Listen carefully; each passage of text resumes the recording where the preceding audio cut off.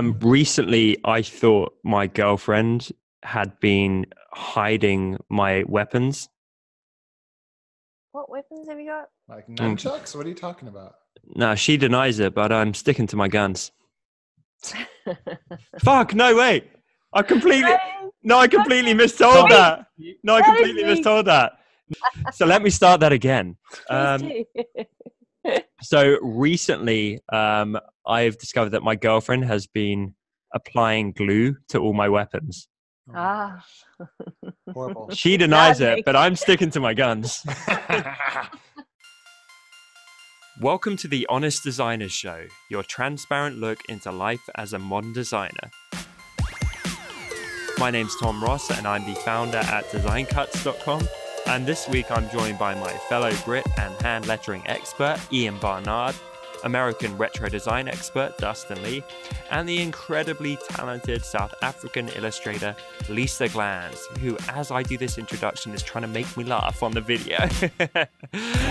This week we are talking about how to use your weaknesses and turn them into strengths. We are going to dive into some of our apparent weakest characteristics and how they've gone on to actually define our creative careers. So without further ado, let's get into the show. Guys, I barely got through that. That was terrible.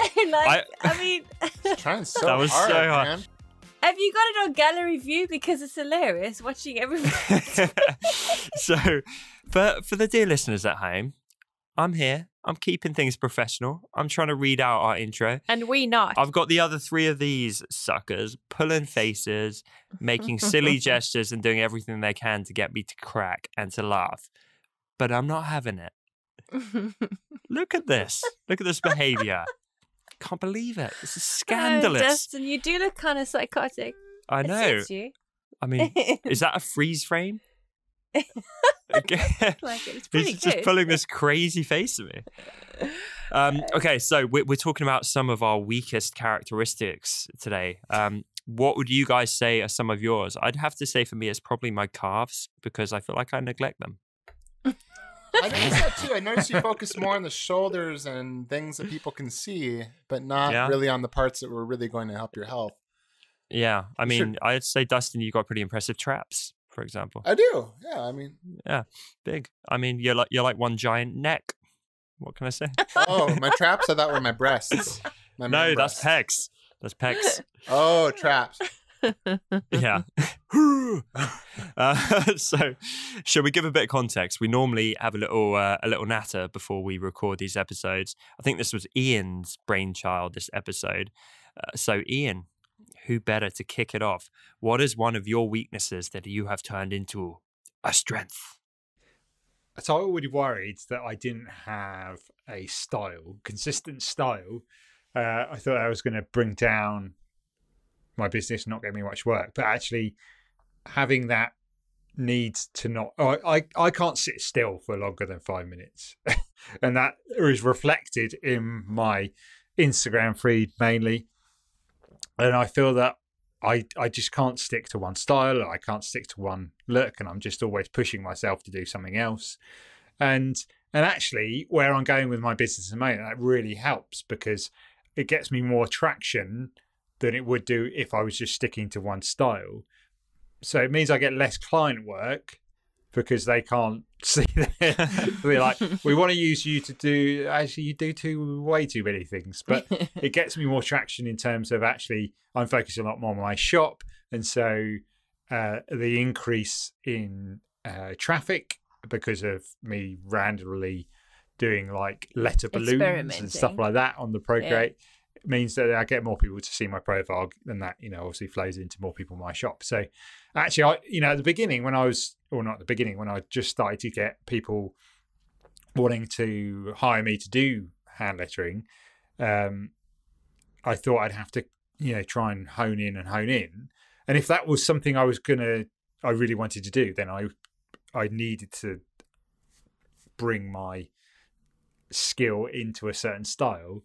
But actually, it has worked actually going into my personality, which is the sort of I can't stick with one thing for 5 minutes, has really helped increase my audience growth, I suppose. All right.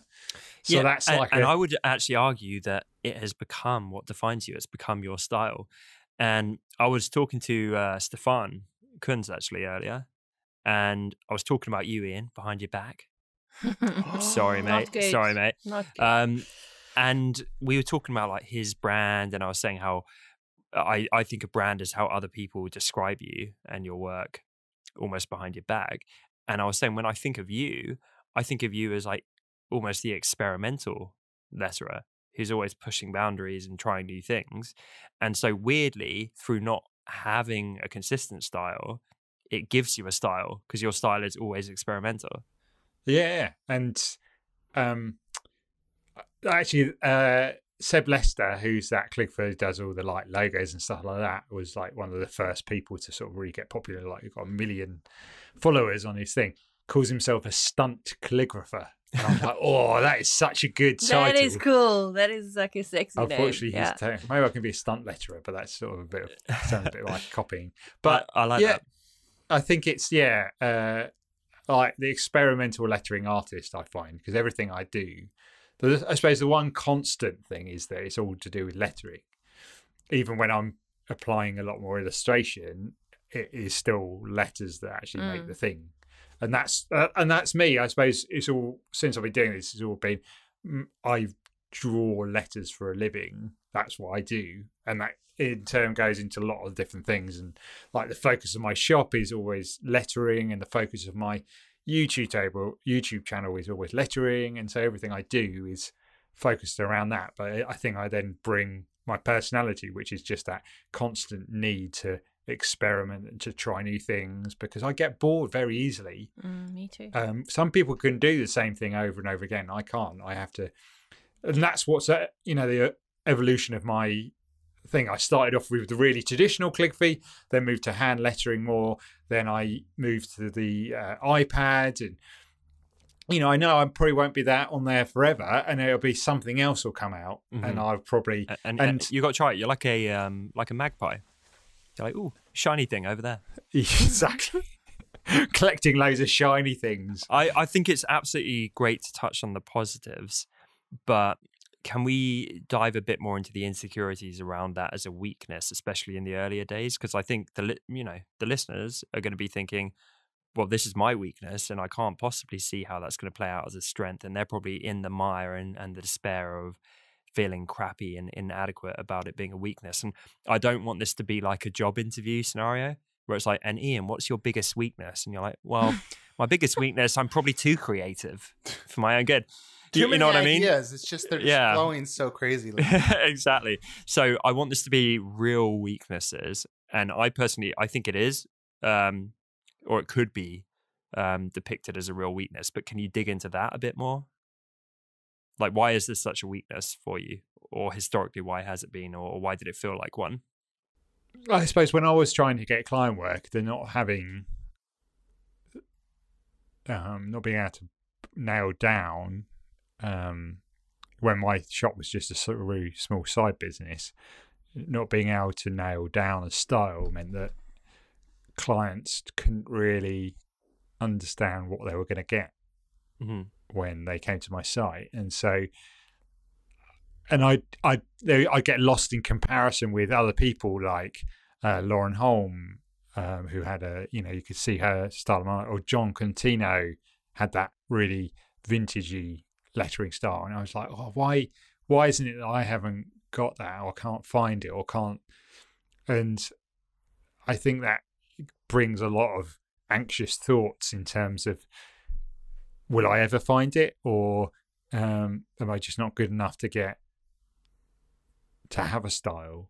Like, is it something that I just will constantly reach for and I'll never get? Was that episode 1 of this show? I think was developing a style. It was up there. Yeah, it was pretty early on. And yeah, this is really bringing that discussion back, because it's a horrible feeling, isn't it? Right? Oh, it's terrible. And the thing is, you see other people, like when we saw Meg, who we were following Meg's, Meg Ladoodle's feed, and we could just literally see it over, like, I think it was like over a couple of months, going from one style. Oh no, she was sort of, it was loose and experimenting, irregular, and then suddenly she's got these bright colours and this style of her people she uses, and that's now been her style for quite a while, and it feels like she's doing it, but she's still evolving, but it's still within those realms of the style that we suddenly saw.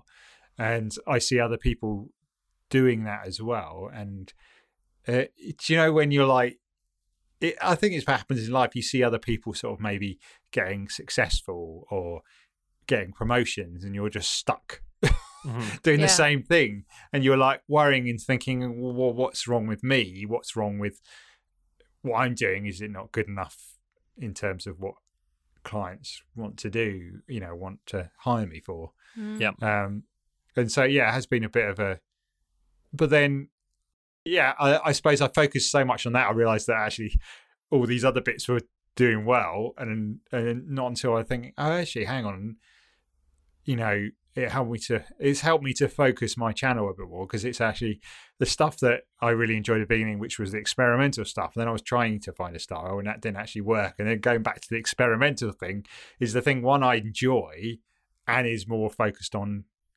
what my personality's like in terms of that sort of not being able to sit still sort of thing. I think I know the answer to this. Was it a sudden realization where you're like, actually, this isn't a weakness, it's a strength? Was it a sudden moment, or has it been like a slow evolution to that becoming perceived in a positive way? I think when you're watching a film and like you slowly get it, some people can just like, just like that, they understand the plot, Inception. Well, that's the killer. I needed someone to walk me through Inception. I was like, what is going on here? What do you mean they're 3 layers deep? That is mental. Yeah, when you finish and you still go get it. That's a bit like me. Yeah. Like other people will go halfway through, I just understand it's 3 layers, blah blah blah. I understand. And he's the person behind it, and she's gonna fall in love with him in a minute. Oh, that happened. Yeah. Whereas I get to the end, I'm still confused, and I'm probably still confused now.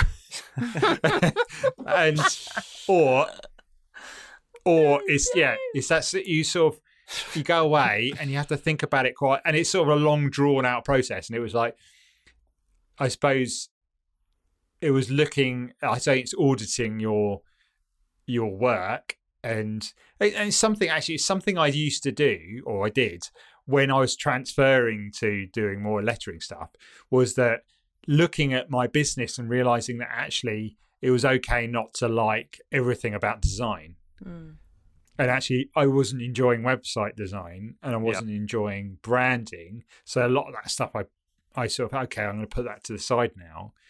Whereas for a long time I felt I had to take everything on in order to get by. But actually, as I sort of started to realize, okay, what do I enjoy? What aligns best with what I feel I can give my all to? And, I'm okay at doing all these things, but actually the things that excite me more, which will mean that I'm going to do better at, I'll focus on those. I heard an interesting little quote that said something like you just said, that said, we're defined not by what, I think it was like, we're defined not by what we are, but by what we are not. I think it's sometimes hard, or you just feel guilty that you just don't, that there's some things that you don't like. But I think that's, you sort of tap into what you like in terms of just generally. And I think we're as designers, we're in a privileged position to be able to enjoy the stuff and maybe choose the stuff that we do. It might be different if you're working, I know, in retail, or, stacking shelves at a shop. Whereas, we're in a different position. And I think looking at what makes you tick, I think, I don't know whether it's come through age, because I'm getting old, but the more aware I am of how I best function has helped my business more. So that and Dustin actually mentioned it and goes, find the bit of marketing. This is on like when he was on the future interview he did on YouTube, that look at marketing and find out the bit of marketing that you enjoy the most and do that, rather than trying to shoehorn yourself into stuff that you really don't enjoy doing. Yep. And I was like, oh yeah, that's a bit, because I find that hard. So I'll find a bit that's either not that hard or I enjoy the most. Are you kind of applying that to design too? Or is it, wait, Sorry? I think me and Tom just said the same thing. Are you applying that to the design? Because I feel like that's that'd be an empowering thing for design too, is find the thing you love most, or maybe better yet, find the things that don't appall you about design that you don't push away from. Like kerning makes me want to puke. And then pick the things that you love and just like emphasize those things. Is that what you meant? Or? Yeah, no, definitely. And it was just because you pointed it at marketing, we could point it at graphic design. Yeah.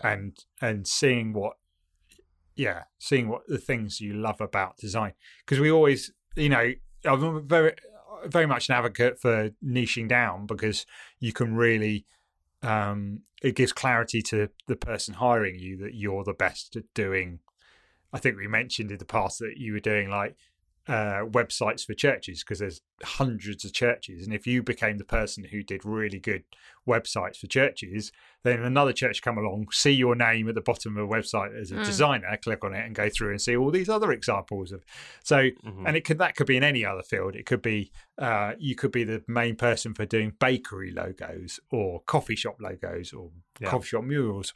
Whatever it is the more niche it can be, the more like you're going to pick up other work from other similar companies and make a name for yourself in the industry. I think the problem is, and what I felt when I first started freelancing, is that the income is very inconsistent. You may have like a tiny buffer, or we talked about having a tiny buffer before you go freelance, but you're like, I've got 2-3 months of wages and that's it. And I just taking on anything I can. I'm not focused on what I love, because I need the money to pay the mortgage. And I had, my son was born, I already had a daughter and my wife and my mortgage and all the bills you had to pay. So it was just a case, I need this money and I need this amount of money every month to pay the bills. Yeah. And so you're not thinking about, okay, what do I love? What do I love doing? Well, I'll tell you what that is. That's that's Maslow's hierarchy of needs. Yeah.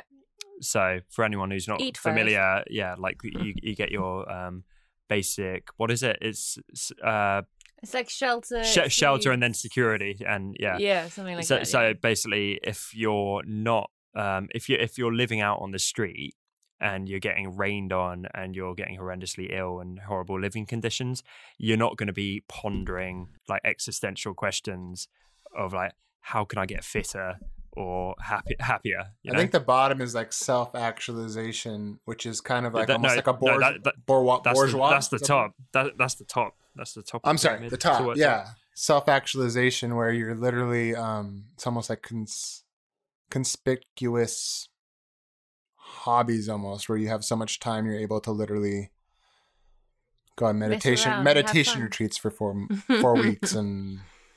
Oh man, that sounds sweet. Cool. So, Lisa, how about you? What is your weakness, apart from you've got quite a strong penchant for a glass of the old rouge wine? That was a good delivery, man. Well spotted, Tom. Yeah, well said, dude. Remember that. I'm actually really similar to Ian. I have a very short attention span, and I've always thought that having my own business, that's actually going to kill me, because I just don't have it in me to like put in the long hours for a particular project. And I thought when I started doing what I currently do, that creating like a project for say like 2-3 months is gonna kill me. I won't be able to finish it. And also I like inventing. I really like tinkering. It's like I don't know, it's a weird thing of mine, like whether it's jewelry or cooking, or like I'm always trying to find like either quicker ways to do something, or like how can I make this different or whatever. Does anyone else get the sense that Lisa's an amazing cook?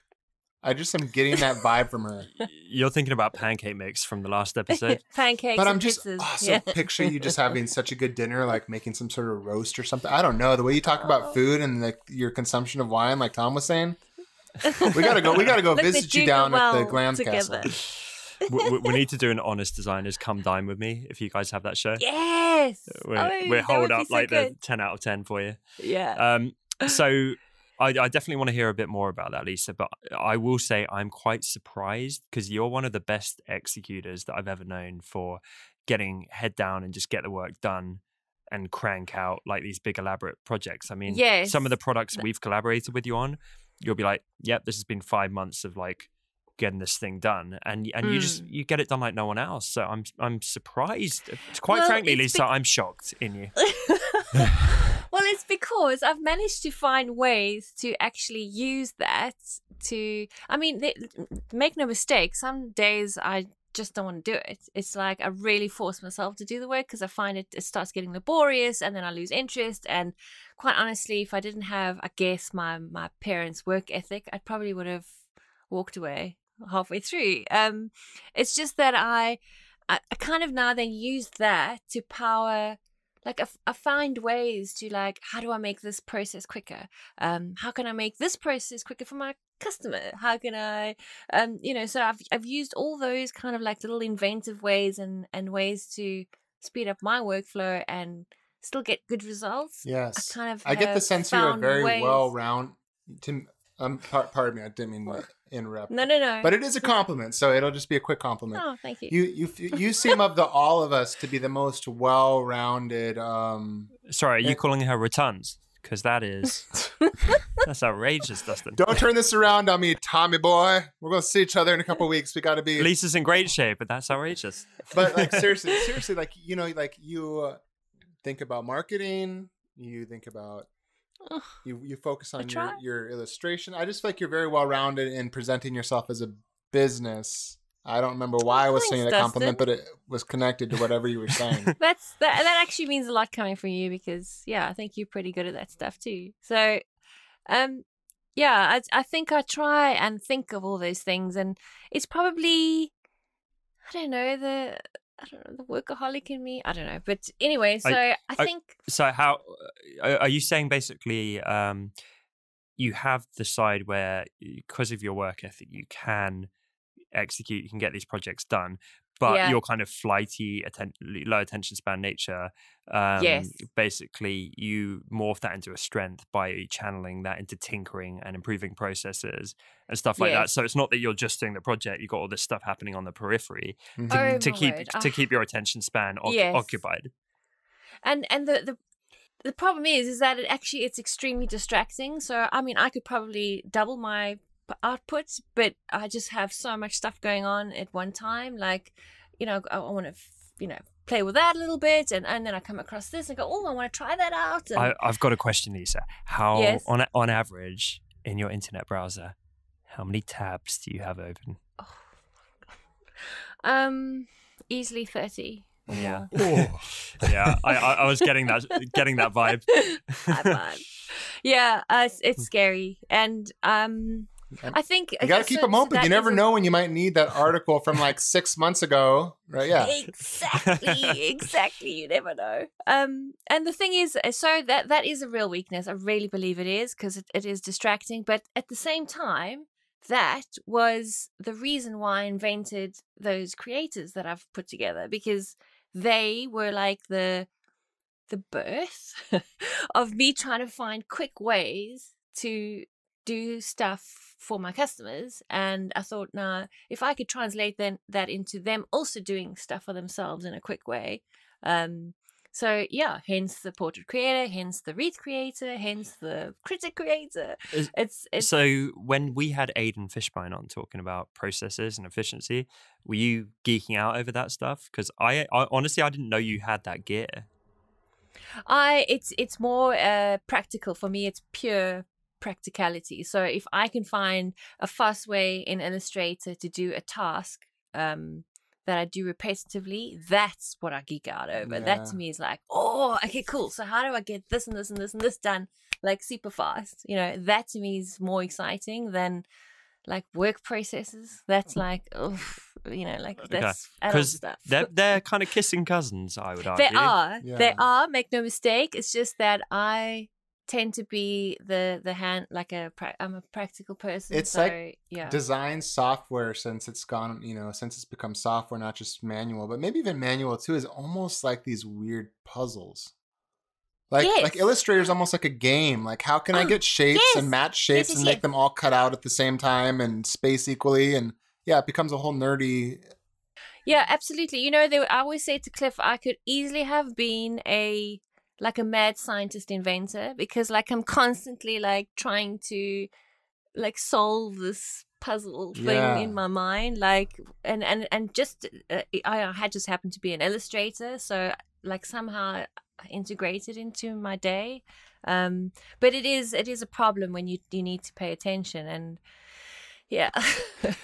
I agree with Lisa on the bigger project thing that she mentioned, where I just can't take big projects on because I can't stay the journey of that enthusiasm. I lose it too quickly. And so for me, it's easier to do smaller projects. So like the reason why, like for the 2 years when Dustin started doing his products and I did my products, that I literally would do the whole of my product in like 3 days prior to the newsletter going out to that store. That's crazy. Show off product. I'd say, okay, I've got 2 weeks. I'm going to spend every day doing it or do it every morning and stuff like that. But then I'd leave it to 3 days beforehand, work 16-hour days, be absolutely knackered, get it finished just before the deadline. Yep. And then it'd be out. And it would be the same thing. And I'd come to realize, okay, this is just the way I work, that I have to have, I have to have a deadline. If I have no deadline, it's not going to things happen. go on forever. Yeah.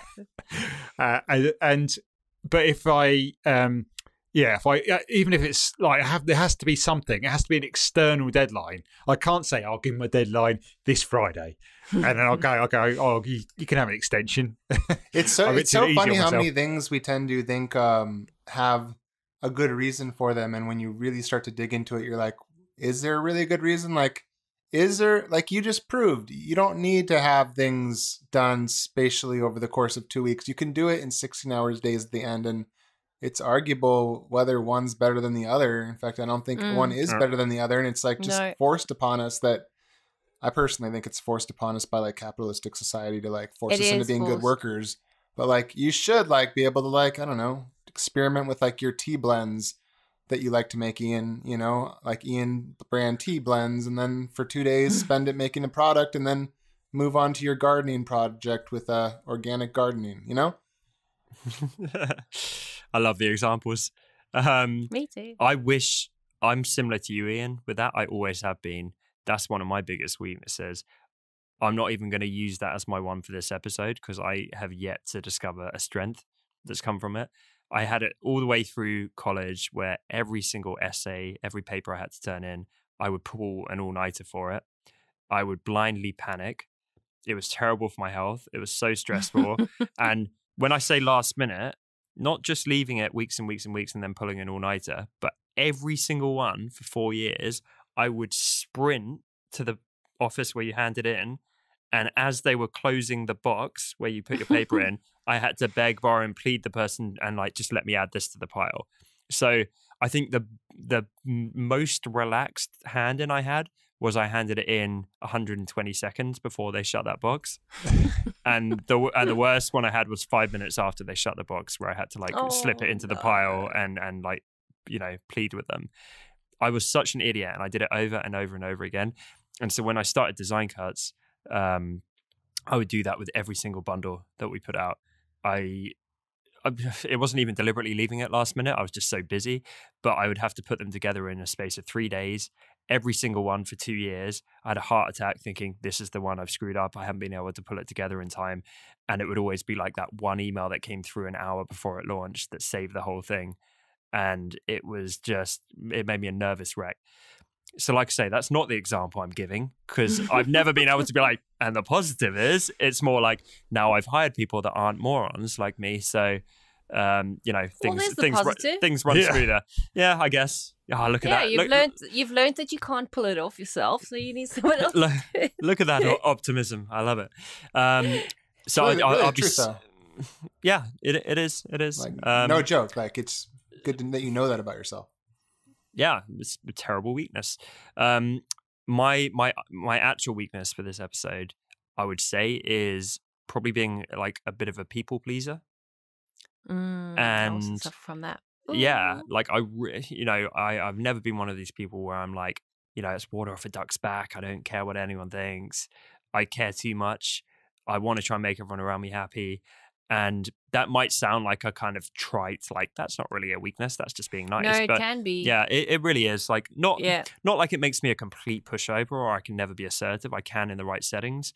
But what it means is that I will get quite a lot of stress and anxiety as a result of that, because I don't just coast through life like oblivious to what's going on around me. I'm like hyper acutely aware to like, did I offend that person? How was their experience with me? All that kind of thing.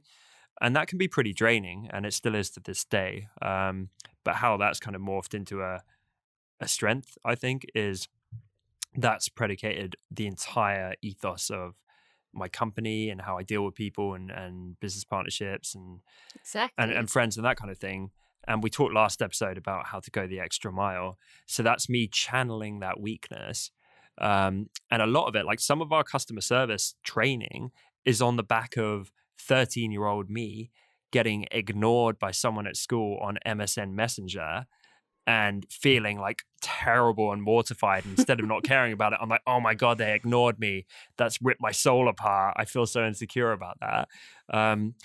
That now will be like motivation for me getting back to 100 DMs on Instagram, because I don't want anyone to feel like that. And I still get that to this day. I'll message someone where I respect them and they'll ignore me. And I'll like judge them really hard because I'll be in the shoes of like, I know how that feels. And you know what so that really is mine. And it's a double-edged sword. Like it can hugely motivate me. It can make me consistently want to do the right thing because I care too much. But equally, it definitely is a weakness because it's draining as hell. Yeah, it's draining, and it also probably adds unnecessarily huge amounts to your workload that you could probably not do. I mean, so it can have an impact, because I mean, I have a bit of that as well, where it start impacting on other things because you're so busy people pleasing that you actually drop the ball somewhere else. So it can definitely be a weakness, but at the same time, people really appreciate that one-on-one interaction as well. So yeah, sure, it's like a fine balance. Yeah, I think with all these things, right? Extremes are never good. You need to try and tread the line. Yeah. How about you, Dustin? I was going to say. Yeah, well, at first I thought I was going to say that my weakness was that I don't care about drawing or particularly time-consuming drawing and things like that. But I actually think a really truthful or deeper damaging weakness is that I have really bad anxiety, which stems, I mean, some of that's genetic.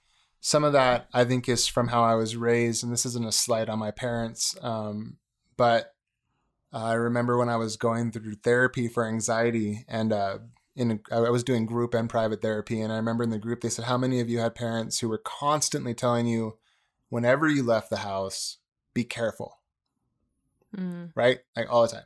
My whole life, a mantra in my life was be careful.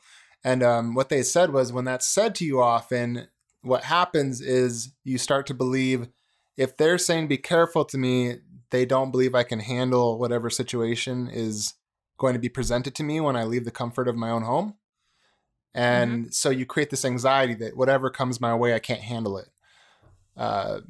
So as a result of that, I feel a lot of anxiety about things. So for instance, like Tom, you had jokingly said, Dustin, the most untrustworthy person ever. And I do. Wait, when did I say that? I think like at the beginning before we recorded, this is like the very beginning of it. You had said you had that too, some, and you didn't say it meanly. You just mentioned it, which is true. I'm very Okay. I was gonna be like, I'm sorry, buddy. I didn't mean I didn't mean it. Especially after Tom says he doesn't say bad words. You said it in jest and stuff, but it's true, and I think that I have it from constantly not feeling capable of handling situations. Sorry, no, not untrustworthy, untrusting.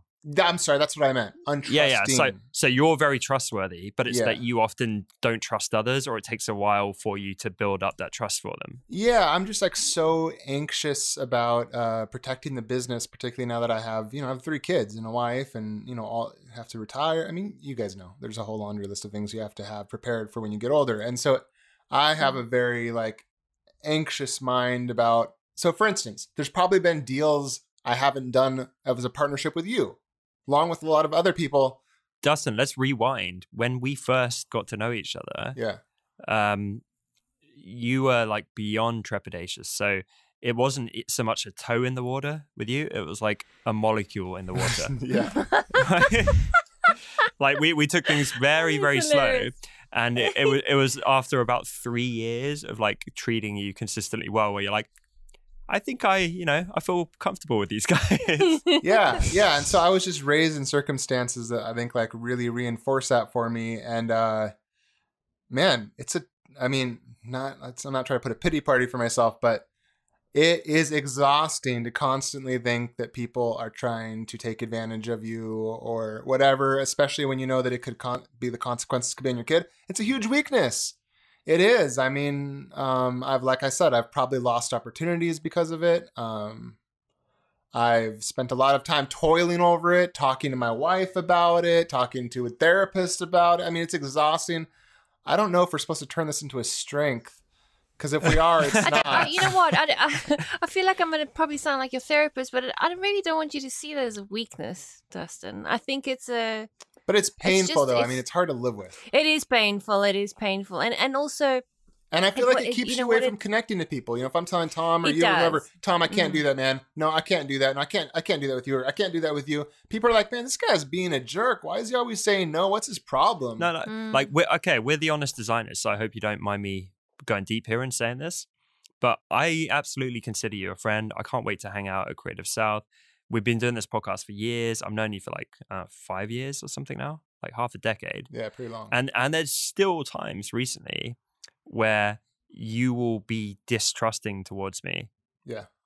Like we have certain conversations and then we've had to talk it out afterwards, because I'll be like, oh man, I feel like I've been put in the same box as like some weird spammer or so some like sleazy douchebag or something with how Dustin's acting towards me. And I have to remind myself about your anxiety and how you are, because I'm like, oh, he doesn't mean it. Like, it's not personal. Yeah, exactly. And then we talk it out and then I'll like explain the context and you'll be like, oh yeah, like it's all good. And it's always good. But I can tell that's like your innate reaction.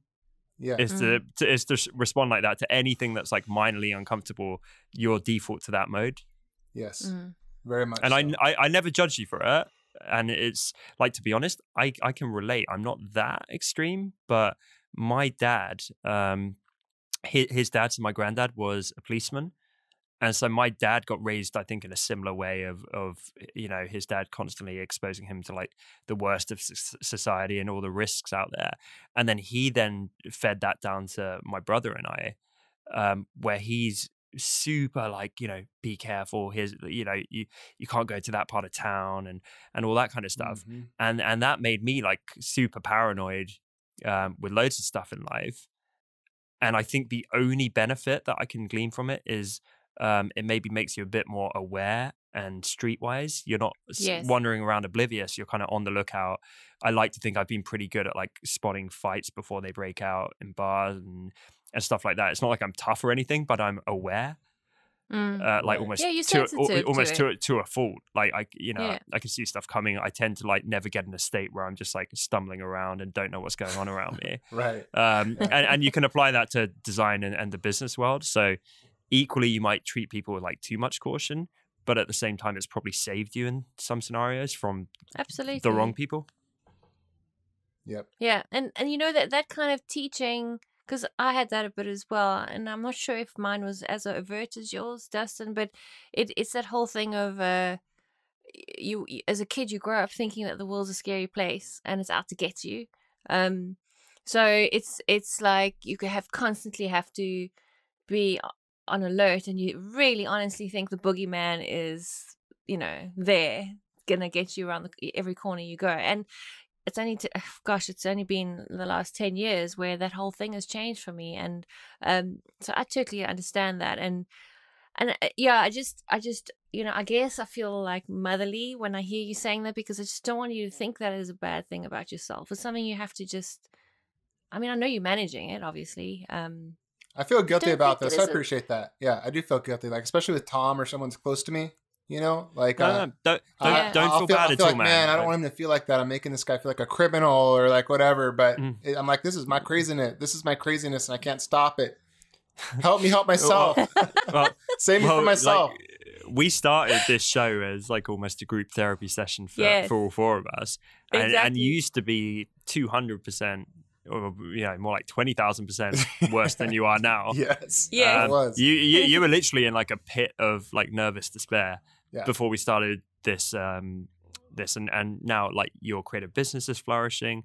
You are infinitely more chilled and seem like happier and more balanced as a person. And you're so good at it. It's like, it's amazing. I guess that's a positive. Well, I guess the positive is that being, so I think that you guys, I think that probably like therapy, I think that probably doing it for a while and having it proven to yourself that this is almost never turns out that bad. Mm-hmm. Yes. I think all of it, if you're like, so I guess maybe the positive is that it is a trial type thing that makes you learn, hopefully. Yes. Over time, slowly. Yeah. Because if you if you didn't have it, you wouldn't have to think about these things. So on the one hand, that's a bad thing because you're constantly thinking about it. But on the other hand, you're also aware of your self growth and your, where you are in life. So yeah, it's a good and bad thing, obviously, as these things are. But just don't beat yourself up, Dustin. Oh, you're sweet. You, my friend, are getting a big old cuddle when I see you in a few weeks' time. But only after you scan my shirt.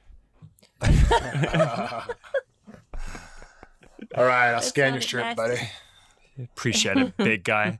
All right, cool. Well, thank you guys for sharing so honestly. I hope everyone listening at home feels more empowered to like embrace their weaknesses and realize they might not be a weakness. In fact, they probably won't be. And often there is like, not just a silver lining, but a way to channel those character traits into something much more positive for your creativity, for your art, for your design, for your creative career, whatever it might be. But good luck to everyone out there listening. Embrace that because it counts. Work with yourself. Yeah. I think it's learning to work with yourself. If you think about like just what Dustin's saying, it's rather than, push it out, say, okay, how can I help myself in this place? Remove things, add things, or, work with them, whatever. Yeah. Don't beat yourself up because, you're working with yourself. And so you just need to make it easy on yourself. You're not constantly fighting your own nature. Because that is exhausting. Mm-hmm. It is. Cool. Thank you everyone for listening. And on that note, we'll see you next week. Till next time. Bye. See ya. Bye from us. Thanks so much for listening to this week's episode. As always, you can find full show notes over at honestdesigners.com or find us over on iTunes and now Spotify by searching for The Honest Designers Show. And remember, we're now on social media too, if you search for Honest Designers. If today's episode helped you, then it would mean the world to us if you took just a moment to leave us a quick review over on iTunes, as this is one of the best ways for other designers to discover the show. Thanks again for tuning in, and we will see you next week right here on The Honest Designers Show.